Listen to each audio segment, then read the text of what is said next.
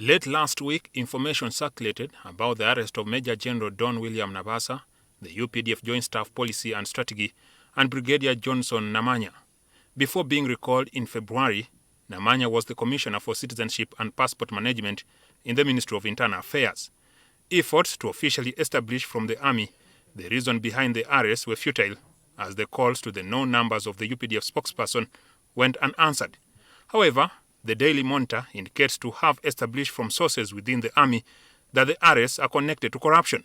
In August 2025, Major General James Birungi, the then Chief of Defense Intelligence and Security, was with 13 others arrested, detained and removed from the position. The Director of Defense Public Information, Major General Felix Kulaije, indicated at the time that the arrests had been a result of investigations into the UPDF. Major General James Birungi was arrested to facilitate the ongoing investigations. The arrest started shortly after what were termed fake bombs, following the 3rd June 2025 explosion closer to the Munyonyo Catholic Shrine and the killing of a female suspect at Kalerwe Market on 22nd June the same year. UPDF claimed at the time that she had a bomb that was later detonated. Governance analysts have welcomed the efforts to clean up the force of corruption. UPDF is one that we need to copy from, that you take an immediate action on an issue. I have heard about that, and I understand actually, to a rare credit to young Mr. Muhoozi. I'm told he's a Mr. No-nonsense when it comes to questions of corruption.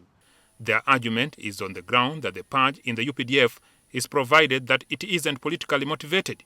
But if it is to purge people and to purge it as to use it as a manner of, if you like, pushing, fighting dissent, then I'm afraid it is making the situation worse. They called on the need for the army to speed up the process by giving the accused a just and fair hearing. For purposes of humanity, you need justice to prevail. You need to ensure that you get into a due process so that at least there is a competent court, an independent court that can decide whether you are guilty or not. And I think that's what we are looking forward for. If Mr. Muhoozi is right, these guys should be arraigned in public civilian courts, or indeed in this case, if they're serving military officers in court-martials, let there be an open conversation about circumstances about this thing so that serving officers know that there are implications, there are consequences to whatever action they do. This comes at a time when Uganda has continued to perform poorly in the fight against corruption. The 2025 Corruption Perception Index report released by Transparency International shows that Uganda ranks among the 40 most corrupt countries. That index indicated that Uganda had slid by 1 mark. The previous year we had scored 26%.